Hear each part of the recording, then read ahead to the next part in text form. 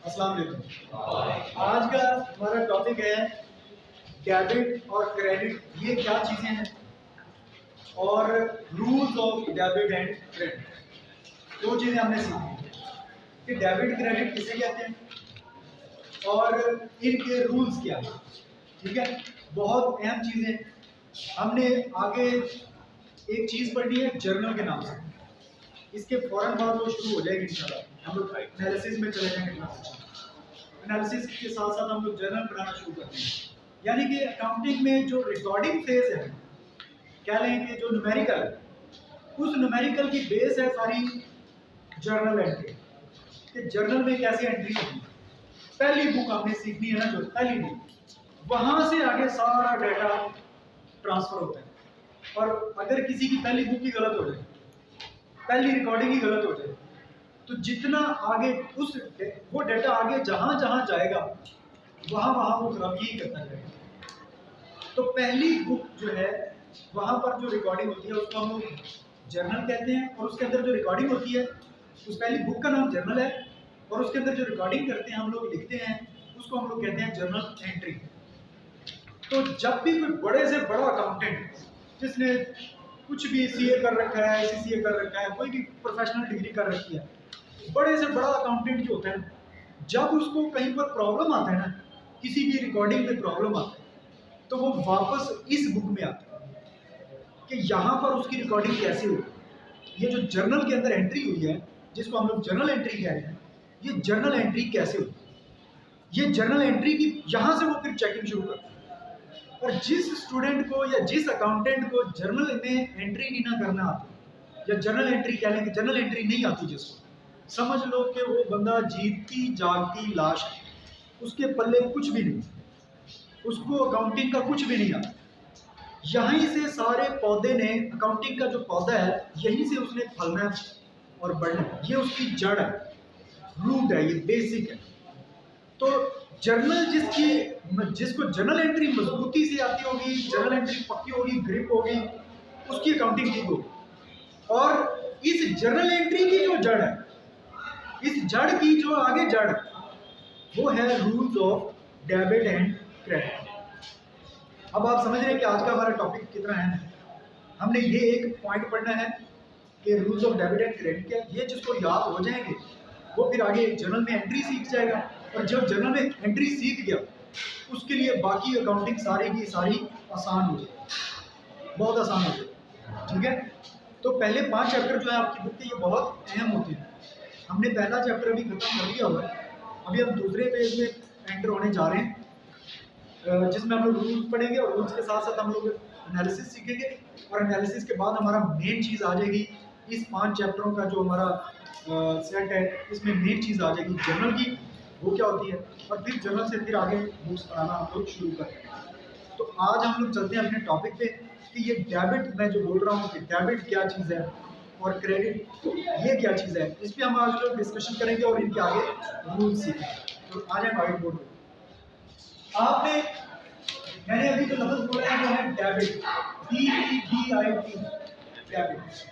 और दूसरा लफ्ज़ मैंने बोला है क्रेडिट, CREDIT, क्रेडिट। आपने दो चीजें पहले पढ़ रखी, मैं साथ साथ बता रहा होता हूँ कि आपने गलती यहाँ पे करोगे आप। और मजे की बात क्या है, वही गलती आप करते हैं, क्योंकि मैं पिछले 12 साल से ये देख रहा हूँ। तो मैं स्टूडेंट्स को बताता हूँ यहाँ पे गलती नहीं करना, वो उधर ही करना। ठीक है, तो ये आज फिर बताने जा रहा हूँ कि आप लोग एक और गलती करोगे। क्या करोगे, आपने दो टर्म्स पहले पढ़ रखी है, डेबिटर एंड क्रेडिटर। हालांकि मैं इनको बड़ी अच्छी तरह एक्सप्लेन कर चुका हूँ, आज फिर दोबारा इनको एक्सप्लेन कर दूंगा ताकि आप इनको इसके साथ मिक्सअप न करें। डेबिटर और चीज है, डेबिट और चीज, क्रेडिटर और चीज है, और क्रेडिट और चीज। अब हम लोग पहले ये रिवाइज न कर लें कि ये क्या थे, ताकि हमें इनको समझने में मसला ना आए। डेटर एक शख्स है, डेटर कौन है, एक शख्स है। अगर किसी को मेरी ये बात याद रह गई कि ये एक शख्स है, ये एक पर्सन है, तो वो कभी भी दो डेटर और डेबिट को मिक्स अप नहीं करेगा। अच्छा, डेटर एक शख्स है, कौन है ये? जिसको हमारे कारोबार ने उधार चीजें बेची। ठीक है बेटा, बात सुन रहे हो आप? उधर वापस आ गए। डेटर कौन है? जिसको हमारे कारोबार ने उधार चीजें बेची और इस शख्स से पैसे लेके, और ये हमारा बड़ा फेवरेट है और हम इसको ढूंढ रहे होते हैं और हम इसकी जिंदगी की दुआ कर रहे होते हैं। बताया था ये मैंने साहब, ये फौज ना हो, लेकिन ये अगर फौज हो गया तो हमारे पैसे न डूबे। ये दूसरा कौन है? क्रेडिटर। ये भी एक शख्स है, पर्सन है। ये वो बंदा है जिससे हम उधार चीजें खरीदते हैं और इसको हमने अभी पैसे देने हैं और हम इससे चुकते भी और ये हमें अच्छा भी नहीं लगता। उधार चीजें देने के बाद, उधार चीजें देने से पहले तो अच्छा लगता है, लेकिन जब ये हमें उधार चीजें दे देता है तो फिर भी हमें अच्छा नहीं लगता। क्यों नहीं अच्छा लगता? इसके पैसे देने और हम कहते हैं कि हमारे को नहीं जाए, इसको पैसे ना देने पड़े। ये भी एक शख्स है और ये भी एक शख्स है। वैसे हम लोग बिजनेस में ऐसा करते नहीं हैं, सिर्फ ये चीजें बताता हूँ कि किसी न किसी तरह आपके जहन में बात बैठ जाए कि ये भी एक शख्स है और ये भी एक शख्स है, इससे पैसे लेने और उसको पैसे देने। अब जरा आगे, डेबिट क्या है और क्रेडिट क्या है? बेसिकली डेबिट जो है ये डब्ल्यू से नफा निकला है। ये वो बात है जो मैंने आपको बताई है कि ये आपके नोट्स में नहीं लिखी। डब्ल्यू से नहीं, और डब्ल्यू बेसिकली एक लैटिन वर्ड है, लतीनी जुबान का लफ्ज है, ठीक है। और इसका मतलब क्या होता है? इसका मतलब होता है left hand side. Left hand side इसका मतलब क्या होता है? Left hand side. मैथ में आपने बोला LHS, RHS, left hand side, right hand side, ठीक है। तो लेफ्ट हैंड साइड को बेसिकली लतीनी जुबान में क्या कहते हैं? डब्ल्यू। और ये जो डब्ल्यू है ये इंग्लिश में आके ये लफ्ज क्या बन गया? डेबिट। इसका मतलब ये हुआ कि ये जो डेबिट है ये लेफ्ट हैंड साइड को है। डेबिट का मतलब क्या है? Left hand side. यानी कि ये अकाउंटिंग की जुबान में हम लोग डेबिट का लफ्ज यूज करते हैं, लेफ्ट हैंड साइड के लिए क्या यूज करते हैं? डेबिट। अच्छा, जब आप लोग मैथ पढ़ रहे थे तो उस वक्त आप लेफ्ट हैंड साइड के लिए क्या लिखते थे? LHS। ठीक है। अगर आपसे कोई शख्स रास्ता पूछ ले कि यार मैंने फलां जगह जाना है, तो आप उसको क्या बताते हैं कि यहाँ से आप सीधा जाएं, वहां से आप बाईं तरफ मुड़ जाएं। बाईं तरफ उर्दू में क्या कहते हैं? बाईं तरफ मुड़ जाएं। अगर आप उसको काउंटिंग में रास्ता बताएं तो आप उसको कैसे बताएंगे? यहाँ से सीधा जाएं और वहां से जाके डेबिट हो जाए। वहां से जाके क्या हो जाए? डेबिट हो जाए। इसका क्या मतलब? इधर लेफ्ट साइड पे अगर आप उसको उर्दू में बता रहे हो तो क्या बताओगे? सीधा जाओ, बाएं मुड़ जाओ। अगर आप उसको इंग्लिश में बता रहे हो तो क्या कहेंगे? Go straight and turn left, turn left. अगर आप उसको काउंटिंग में बताना चाह रहे हो तो सीधा जाओ, डेबिट हो जाओ, डेबिट हो जाओ। आगे चौक से डेबिट हो जाओ। इसका मतलब क्या है? लेफ्ट साइड पे। इसका मतलब ये हुआ कि डेबिट जो है ये कोई शख्स नहीं, डेबिट एक साइड का नाम है। डेबिट क्या है? साइड का नाम, एक तरफ का नाम, एक सिमत का नाम, ठीक है। जबकि डेटर एक शख्स का नाम। अब मिक्स अप तो नहीं हो? डेबिट क्या चीज है? एक साइड का नाम है, जबकि डेटर शख्स है। अब जब आप इसकी डेफिनेशन लिखेंगे डेबिट की तो उस पे लिखेंगे left hand side, left hand side of a book. आपकी बुक में भी दो साइडें होती हैं, कोई भी बुक खोले तो उसकी दो साइडें हैं, एक ये एक ये। मेरे सामने ये पड़ी हुई, ये लेफ्ट हैंड साइड है, ये राइट हैंड साइड है। तो कोई भी रजिस्टर आप खोलेंगे तो उसकी दो ही साइडें होती हैं, लेफ्ट हैंड साइड और राइट हैंड साइड। लेकिन अकाउंटिंग में हम क्या कहते हैं? Debit side. इस लेफ्ट हैंड साइड को क्या कहेंगे? Debit side. अब आपको मेरा क्रेडिट को भी समझ में, क्रेडिट किसे कहते हैं? Right hand side. ये जो क्रेडिट है ये लफ्ज कहां से निकला है? और ये भी एक लैटिन वर्ड है, ठीक है। और इसका मतलब क्या होता है? Right hand side. राइट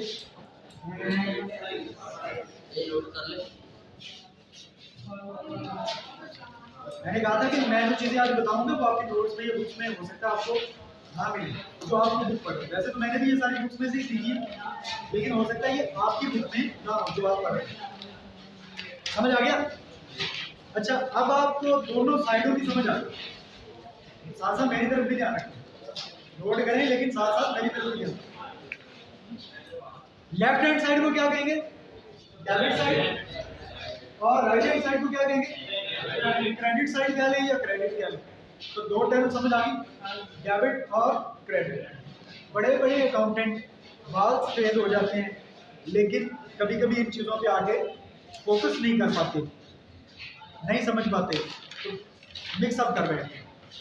आप लोगों ने नहीं करना, ठीक है। तो डेबिट साइड मतलब लेफ्ट हैंड साइड और क्रेडिट साइड मतलब राइट साइड। यहाँ तक हो गया। अब चलते हैं इनके रूल्स की तरफ। Rules of debit and credit.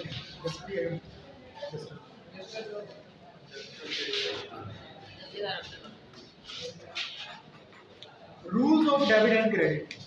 अब मैं इनको खत्म कर देता हूँ, ये डेबिट क्रेडिट, ठीक है,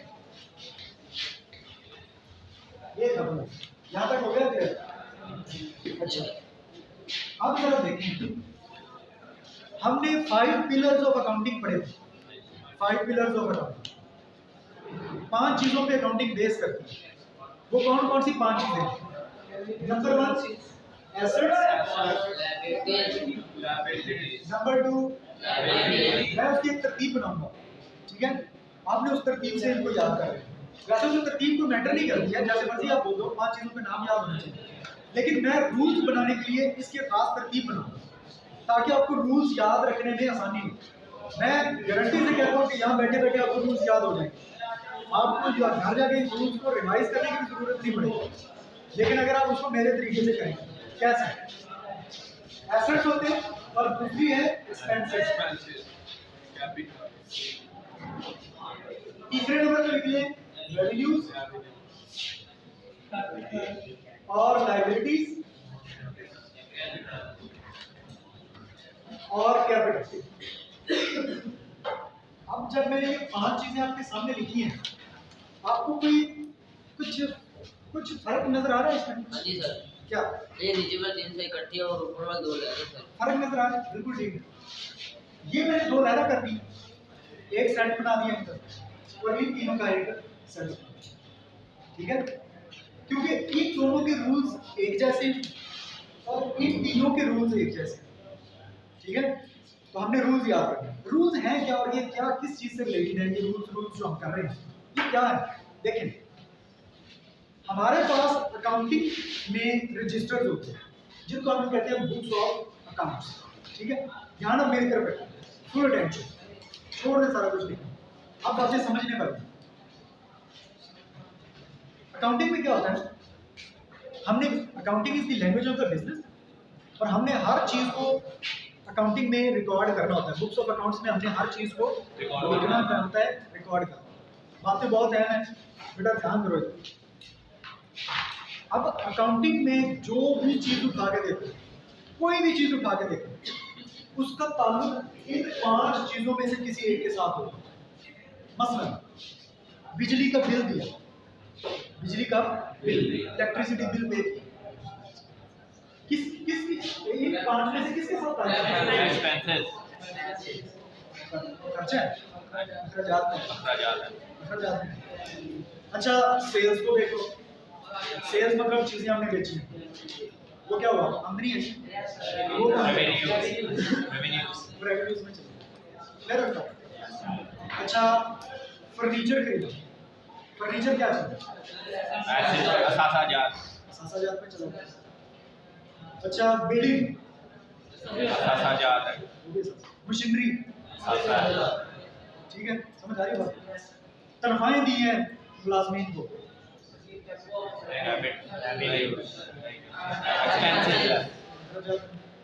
खर्चा, तनख्वाह दे रहे हैं, हम दे रहे हैं, हमारा कारोबार है, हम कारोबार वाले, हम तनख्वाहें दे रहे हैं मुलाजमीन को, वो क्या बनेगा? बिल्डिंग किराए पे आया उसका किराया दिया, Expenses. रेंट भी खर्चा होगा, ठीक है। और बैंक से कर्जा लिया तो वो Liabilities. यानी कि कारोबार में जो कुछ भी हो रहा है उस सारों का ताल्लुक इन पांचों में से किसी ना किसी एक के साथ होता है। वो इनमें से किसी एक ना एक कैटेगरी में आ जाता है। बिजली का बिल यहाँ आ गया, किराया इधर आ गया, ठीक है, और हमने बिल्डिंग और फर्नीचर इस कैटेगरी में आ गया। इसी तरह हमने सेल जो की है वो हमारी रेवेन्यू की कैटेगरी में आ गई। इस तरह बैंक से कर्जा लिया तो लायबिलिटीज की कैटेगरी में आ गया। 50 लाख रुपया लगाया कारोबार में, कारोबार को शुरू करने के लिए, तो वो कैपिटल बन गया, सरमाया में आ गया। तो जो भी कुछ होगा अकाउंटिंग में उसका ताल्लुक इन 5 चीजों में से किसी ना किसी एक के साथ होगा। आप जरा सोचें कि वो इन पांचों में से किसी ना किसी एक चीज के साथ है। तो अब जब हमने फर्नीचर खरीदा, बिल्डिंग खरीदी, 5 लाख रुपया लगाया कारोबार में, तो इसी तरह सेल्स की है, इसी तरह बिजली का बिल दिया था और मुलाजमों को तनख्वाहें दी, इन सारी चीज़ों को हमने बुक्स ऑफ अकाउंट्स में रिकॉर्ड तो करना है। इन सारी चीज़ों को लिखेंगे हम। जब आप लिखेंगे तो उस वक्त जनाब क्या होगा, आपके सामने जो भी बुक्स ऑफ अकाउंट्स होंगी जिसमें आप दर्ज कर रहे हैं उसकी 2 साइडें होंगी। आपको कोई ऐसी बुक नहीं मिलेगी जिसकी सिर्फ एक ही साइड है। हमेशा बुक की क्या होता है, 2 साइड अकाउंटिंग की, और एक होगी डेबिट साइड और एक होगी Credit side. यानी कि लेफ्ट हैंड साइड और राइट हैंड, ठीक है। तो हम लोग क्या करेंगे, एसेट्स को कभी हम लोग लेफ्ट हैंड साइड पे रिकॉर्ड करेंगे यानी कि डेबिट साइड पे, और कभी हम इनको क्रेडिट साइड पे रिकॉर्ड करेंगे। अब ये है प्रॉब्लम कि एसेट्स यानी कि बिल्डिंग, फर्नीचर, मशीनरी, इसको हमने कभी डेबिट साइड पे रिकॉर्ड करना है और कभी हमने क्रेडिट साइड पे रिकॉर्ड करना है। अब ये कैसे पता चलेगा भाई कि कब हमने फर्नीचर को इधर डेबिट साइड पे रिकॉर्ड करना है और कब हमने उसको क्रेडिट साइड पे रिकॉर्ड करना है, ये कैसे पता चलेगा? यही तो हमने आज सीखा ना, यही तो हमारा रूल है, रूल नंबर 1 एसेट्स का, कि इसको कब डेबिट करना है और कब इसको क्रेडिट करना है। इसी तरह एक्सपेंसेस का, कभी एक्सपेंसेस डेबिट साइड पे लिखे जाएंगे और कभी क्रेडिट साइड पे लिखे जाएंगे। तो ये है rule of expenses, rule of debit and credit for expenses. इसी तरह रेवेन्यूज, इसी तरह लायबिलिटीज और इसी तरह ये पांचों की पांचों चीजें कभी डेबिट साइड पे रिकॉर्ड होती हैं और कभी क्रेडिट साइड पे रिकॉर्ड। अच्छा, अब सवाल आपके जहन में ये आ रहा है कि जनाब कब ये डेबिट साइड पे रिकॉर्ड होगी और कब ये क्रेडिट साइड पे रिकॉर्ड होगी? तो सिंपल सा इसका रूल है, बहुत सिंपल रूल। क्या मैं यहाँ पर इसके सामने लिख रहा हूँ, ये सारा व्हाइट बोर्ड आ रहा है तो थोड़ा सा ओके, मैं इसके सामने लिख देता हूँ यहाँ पर डेबिट और यहाँ पर मैं लिख देता हूँ क्रेडिट। यानी कि एसेट्स कब डेबिट साइड पे रिकॉर्ड होंगे और कब क्रेडिट साइड पे, एक्सपेंसेस कब डेबिट साइड पे रिकॉर्ड होंगे और कब क्रेडिट। इसी तरह रेवेन्यूज, लायबिलिटीज और कैपिटल ये कब डेबिट साइड पे रिकॉर्ड होते हैं और कब क्रेडिट। बड़ा सिंपल सा, बहुत ही सिंपल सा रूल, बहुत सिंपल, कोई मुश्किल नहीं है। आप लोग सोच रहे हैं इतना सस्पेंस क्रिएट हो रहा है, पता नहीं क्या हो रहा है, कुछ भी नहीं है। अंदर से वो कहते हैं खुदा पहाड़ निकला चूहा, मतलब ये रूल्स बहुत ही, मैंने कहा बहुत अहम है, लेकिन ये है बहुत इजी। देखिए कैसे मैं यहाँ पर 2 अलामतें लगाने लगा। एसेट्स में जब इजाफा होगा, प्लस का मतलब है इजाफा और माइनस का मतलब है कमी। जब किसी एसेट में इजाफा हो, तो उसको हम क्या करेंगे, डेबिट साइड पे रिकॉर्ड करेंगे, ठीक है।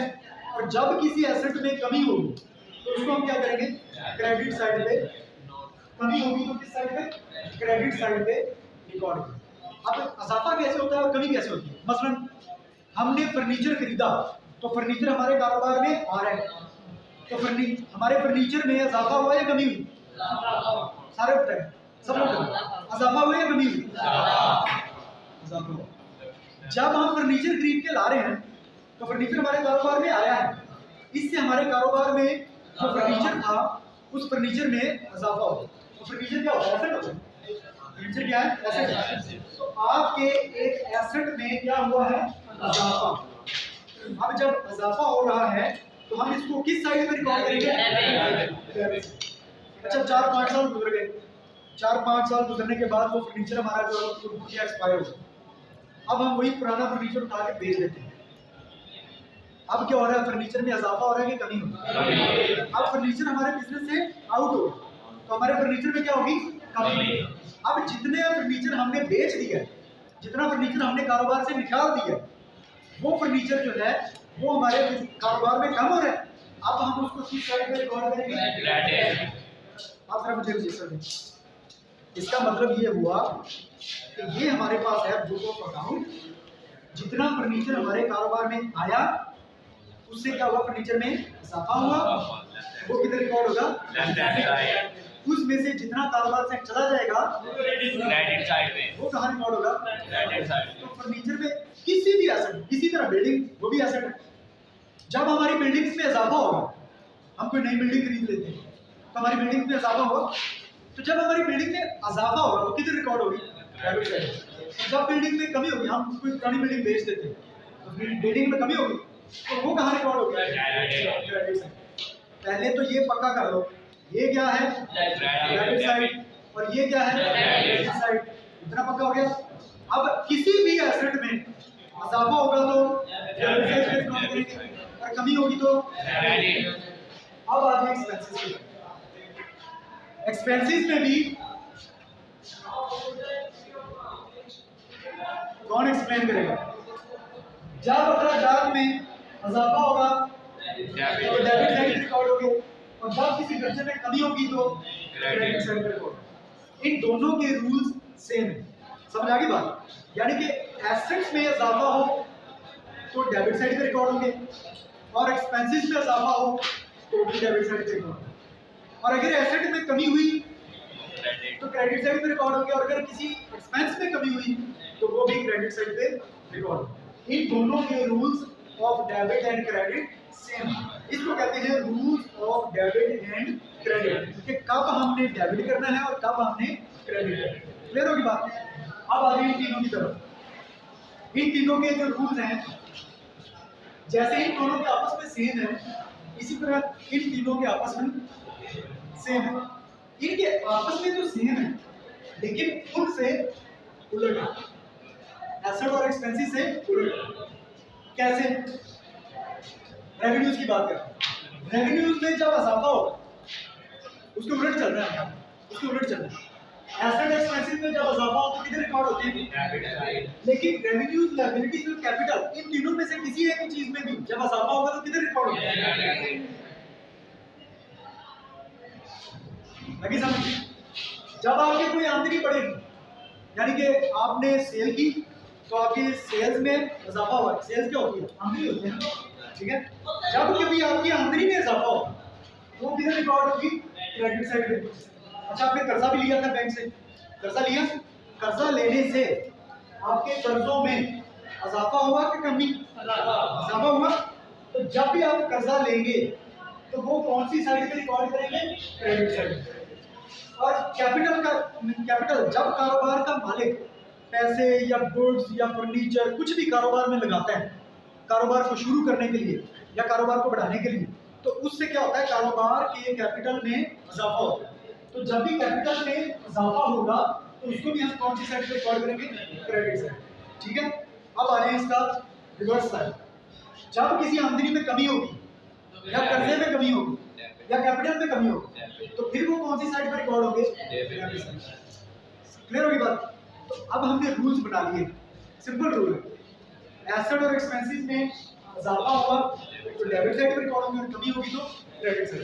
जबकि रेवेन्यूज, लायबिलिटीज और कैपिटल, इन तीनों में जब इजाफा होगा तो क्रेडिट साइड पे रिकॉर्ड होंगे, लेकिन जब कमी होगी तो डेबिट साइड पे रिकॉर्ड होंगे। क्लियर होगी बात? अब अगला क्वेश्चन आप लोगों को परेशान कर रहा है कि ये जो मैं बता रहा हूँ फर्नीचर वो एक एसेट है, उस पर रूल कौन सा लगेगा? एसेट्स पर। फिर मैंने कहा बिल्डिंग, बिल्डिंग में कौन सा रूल लगेगा? एसेट्स। बिल्डिंग में इजाफा डेबिट और कमी क्रेडिट। मशीनरी, मशीनरी केस में आती है एसेट्स, यही रूल लगेगा। मशीनरी में इजाफा डेबिट साइड पे रिकॉर्ड होगा, और मशीनरी जब बेच देंगे तो खराब हो जाएगी उसमें कमी हो जाएगी। तो एसेट में मशीनरी में जब कमी होगी तो लोग क्रेडिट साइड पर।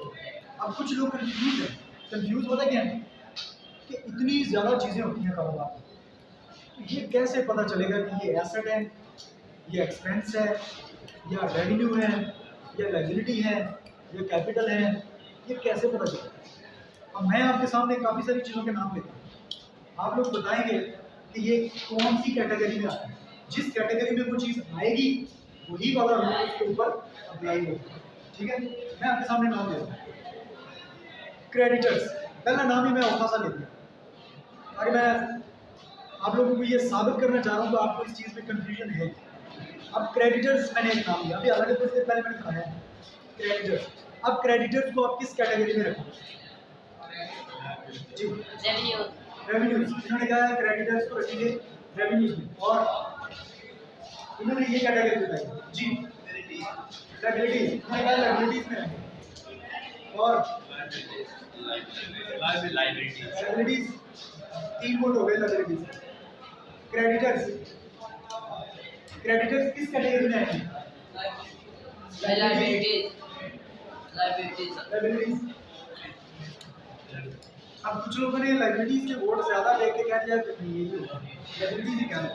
अब काफी सारे लोगों को पता, हालांकि ये कॉन्सेप्ट हम लोग पहले क्लियर कर चुके हैं और मैं ये बता चुका हूँ। जब मैंने लायबिलिटीज की डेफिनेशन लिखवाई थी, all the debts and obligations, उस वक्त मैंने मिसालें लिखवाई थी नीचे। उन मिसालों में मैंने लिखवाया था क्रेडिटर्स, क्रेडिटर्स लायबिलिटी होते हैं। क्रेडिटर कौन होता है? अभी थोड़ी देर पहले इधर लिखा, क्रेडिटर एक शख्स जिसको हम चाहते हैं कि वो मर जाए, उसको हमने पैसे देने होते हैं, क्योंकि उसके हमने पैसे देने हैं। तो जो भी पैसे हमने देने हैं वो हमारे लिए क्या है? कर्जा। वो हमारे ऊपर क्या है? कर्जा है। डेटर, डेटर को बताओ किस कैटेगरी में रखोगे? डेटर कौन सी कैटेगरी में आएगा? एक्सपेंसिव, खर्चा है। पहले सोचो डेटर है कौन? शख्स। कौन? जिससे हमने पैसे लेने हैं, जिससे हमने पैसे लेने हैं, ये वो शख्स है।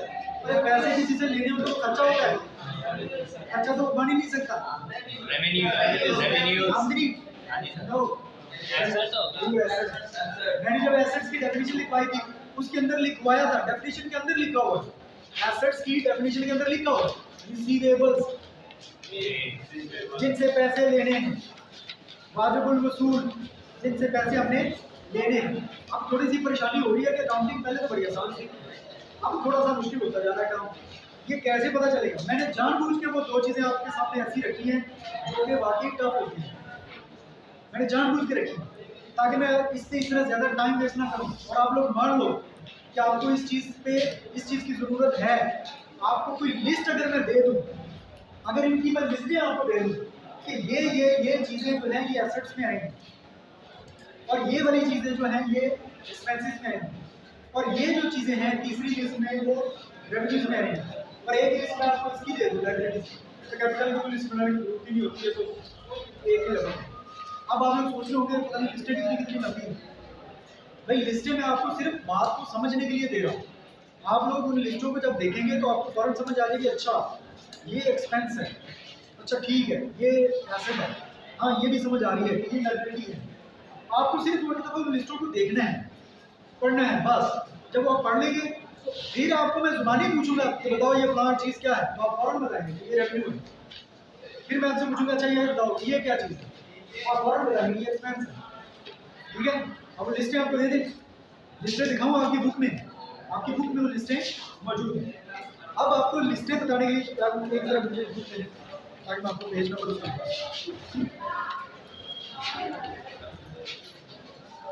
काम हमारा आज का खत्म हो चुका है। आज हमने बस यही सीखना था, सीख लिया rules of debit and credit. कल मैंने हर एक स्टूडेंट से ये सुनने हैं। मैं आपसे पूछूंगा एसेट के रूल बताओ, ठीक है, एसेट्स के rules of debit and credit बताएं। तो आप बताएंगे कि इजाफा होगा, एसेट में इजाफा होगा तो डेबिट साइड पे रिकॉर्ड करते हैं, कमी होगी तो क्रेडिट। फिर मैं आपसे पूछूंगा बस करें कि लायबिलिटीज के रूल्स बताएं, तो आप क्या कहेंगे? लायबिलिटीज में कमी हो तो डेबिट हो, इजाफा हो तो क्रेडिट। ठीक है, वैसे मेरा ख्याल है कुछ लोगों को तो ये भी याद हो भी चुके होंगे, एसेट और एक्सपेंसेस एक जैसे, इजाफा हो तो डेबिट कमी हो तो क्रेडिट, रेवेन्यूज, लायबिलिटीज और कैपिटल ये अलग है, इनके इससे उलट जाना। ठीक है, तो कोई ऐसा स्टूडेंट जो इनको देखे बगैर रूल बता सके, देखे बगैर कोई है?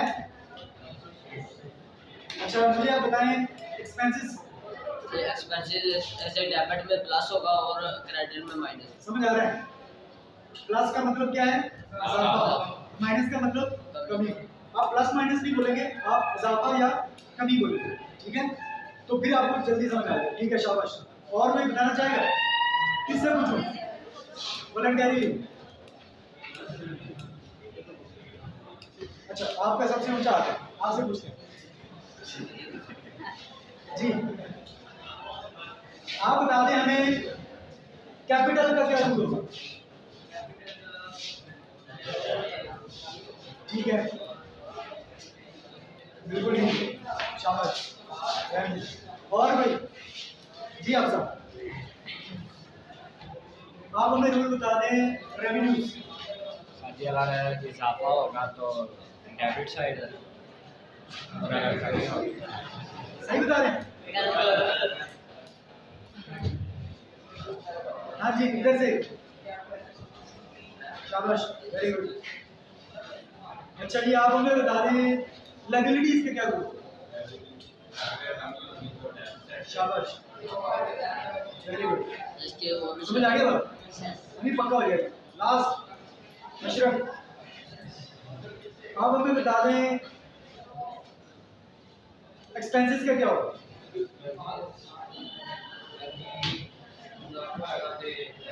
Very good, credit. ठीक है, नाम याद नहीं हुए डेबिट और क्रेडिट हो गए?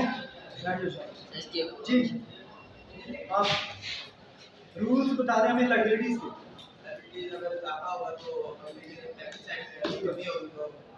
शाबाश, मेरे ख्याल याद हो गए सबके। इसकी एक और निशानी है जी ये जोर से एसेट और एक्सपेंसेस है, ये दोनों वावल रूप से शुरू होते हैं और ये तीनों वावल रूप से शुरू नहीं है। ऐसे भी आप याद रख सकते हैं, ये दोनों वावल से याद रखें। ए और ई क्या होते हैं? वावल।